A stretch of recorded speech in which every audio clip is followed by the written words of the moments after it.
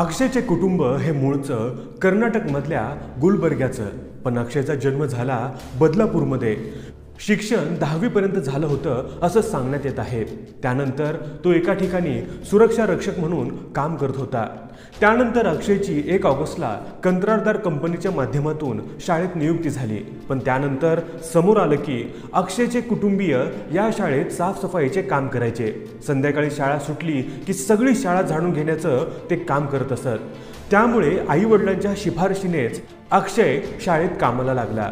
अक्षय जरी सफाई कर्मचारी म्हणून काम करत असला तरी अक्षय मुलींना वॉशरूमला घेऊन जाण्याचे सुद्धा काम करत होता आणि पुढे त्याने शाळेतील 4 वर्षांच्या चिमुरडीवर स्वच्छतागृहात लैंगिक शोषण केलं।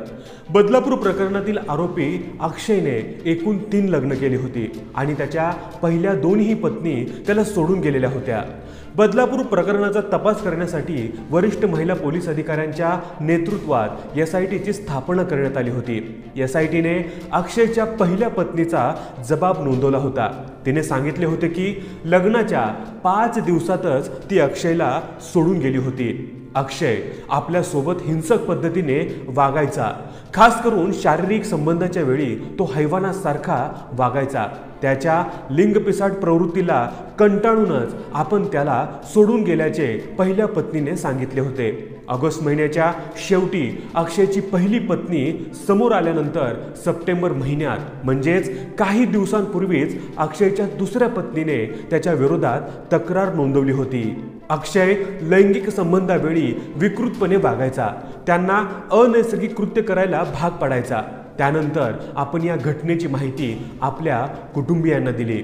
अक्षयची 3री पत्नी आहे आणि ती 3री पत्नी सध्याला गर्भवती आहे।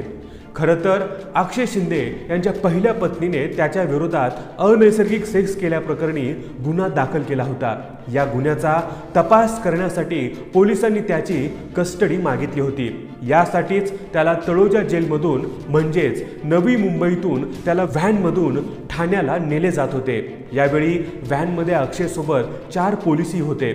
यामध्ये 1 police inspector, 1 assistant police inspector आणि 2 हवालदार अशा पोलिसांचा समावेश होता। हे 4ही पोलीस अक्षय शिंदेला ठाण्याला घेऊन जात होते। या दरम्यान धावत्या गाडीतच अक्षयने API मोरे यांची बंदूक हिसकावली, पण ही बंदूक पुन्हा अक्षयच्या हातून खेचण्यात आली।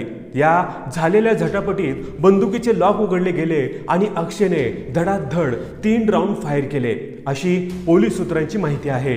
अक्षयने केलेल्या गोळीबारात 1 गोळी API मोरे यांना लागली। विशेष म्हणजे ही गोळी मोरे यांच्या मांडीला लागली आणि ती गोळी मांडीत खोलवर घुसली आहे, अशी पोलीस सूत्रांची माहिती आहे। व्हॅनमध्ये एकूण 4 गोळ्या झाडल्या गेल्या, ज्यामधील 3 गोळ्या या अक्षयने झाडल्या आहेत, तर 1 गोळी ही पोलीस निरीक्षक संजय शिंदे यांनी झाडली होती।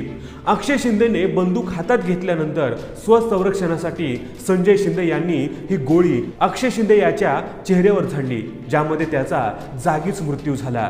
विशेष म्हणजे हा संपूर्ण घटनाक्रम घडत असताना व्हॅन रस्त्यावर कुठेच थांबली नाही आणि थेट कळव्यातील छत्रपती शिवाजी महाराज रुग्णालयात दाखल झाली। यामागचे कारण म्हणजे जखमींना वाचवणे हे प्रथम प्राधान्य असल्या कारणाने व्हॅन थेट कळव्याच्या रुग्णालयात नेण्यात आल्याची माहिती सूत्रांनी दिली आहे।